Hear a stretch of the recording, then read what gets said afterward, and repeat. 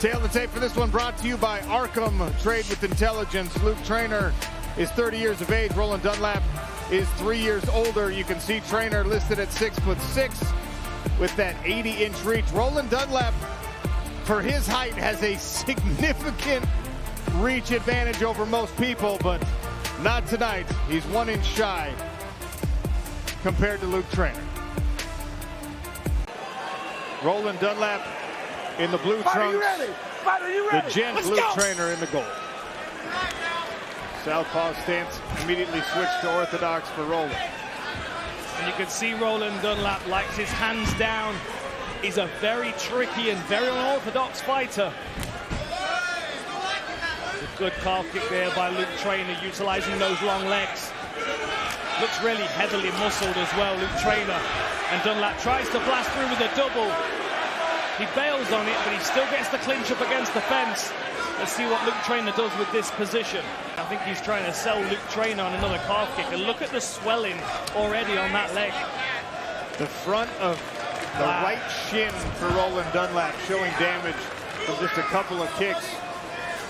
That's an incredible swelling on the front of that leg. And Dunlap sliding and smiling and walking through it, but he relies so much on footwork. If that swells up more, it's going to take away some of his mobility and make him more susceptible to that head kick that Trainer's setting him up for. Good movement from Trainer after the blitz forward from Roland Dunlap.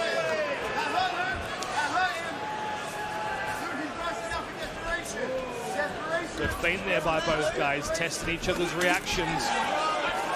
Big check hook there by Roland Dunlap. Trainer walked onto it.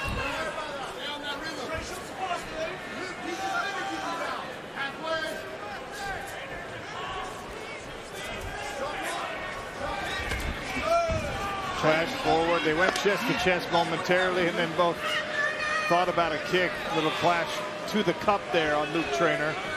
They decide to fight on. See that sideways stance by Dunlap. Karate taekwondo styling, light on his toes. But he's going to need that calf for that. And if Luke Trainer keeps working that calf, it's going to slow him down, take away a lot of his movement. That swelling's come up very, very quickly on that lead leg.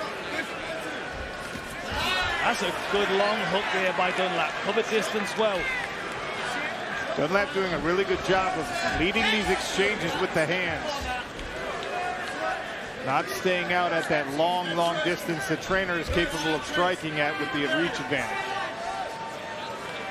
10 kicks landed for Trainer, not credited by Dunlap, but he lands one there. That's a good front kick.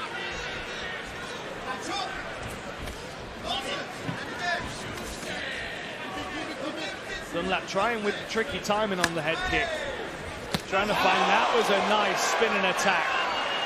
Wheeled around, caught Trainer, who's already moving to his left, took some sting off the kick. You saw him smile to acknowledge how dangerous it was. Check hook with the lead hand now as Trainer in the southpaw stance. Good shots on that leg. That was a good long left hook that Trainer had landed earlier, but Dunlap seems unfazed by it. Even the bruising on his leg doesn't seem to be bothering him. Man tries with a big hook of his own. Another push kick to the body from Trainer. Fighting again out of the orthodox stance. Oh! Check hook. Now really you want to aim with the heel with that foot, but there's the long hook of Luke Trainer, almost as long as a normal leg. It looked like he looked like he was about to, oh, that was a good right hand over the top. Overhand right, stumbles Luke Trainer down to a knee. Loads of good strikes exchanged. Look at this spinning hook kick. Reverse hook kick, catches Luke Trainer with the toes, the ball of the foot. Now really you want to aim with the heel with that foot, but there's the long hook of Luke Trainer, almost as long as a normal leg.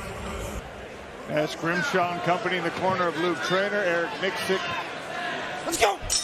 With the corner of Roland Dunlap. Cut to the gloves, round 2 here in Tampa. Squared up stance temporarily there for Luke Trainer. Yeah, he looks like he's just kind of sat down in his stance a bit more, maybe to find some more power in those punches. USA chance in favor of Roland Dunlap. He stepped in behind a flurry.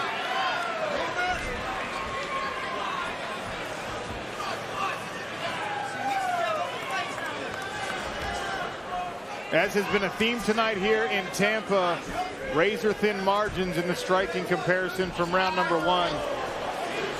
Damage advantage, maybe really the only visible damage being shown so far is that right shin of Roland Dunlap. Both guys stumbled their opponent late in round number one.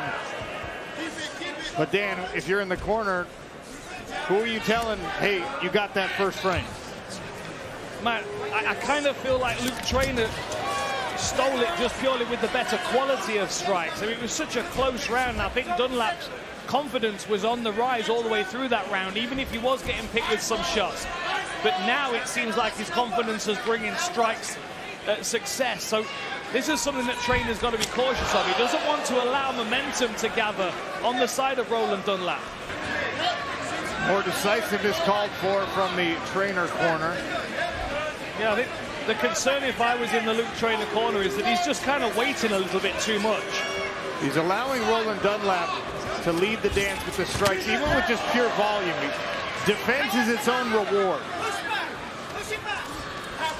But you can't let yourself fall too far behind in a close fight, just from an activity standpoint. I think the other issue as well is Luke Trainer might just be, he's trying to be a little bit too perfect with everything that he does, whereas Roland Dunlap, much like we saw with Nathan Shaw. Oh!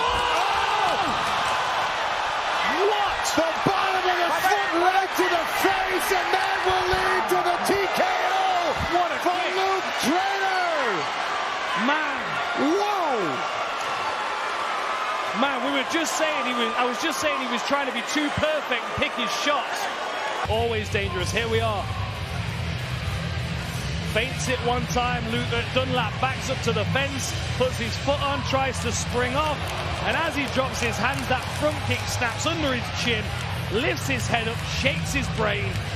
Here we go, look, front kick, bang, catches him under the chin, right clean on the face, and Dunlap rolls to try and get to safety. But of course, Luke Trainer, following a big knockdown like that, is not going to let him off.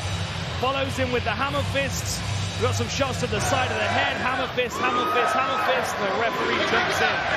Look at this, tries to spring off the fence and goes straight onto a front kick.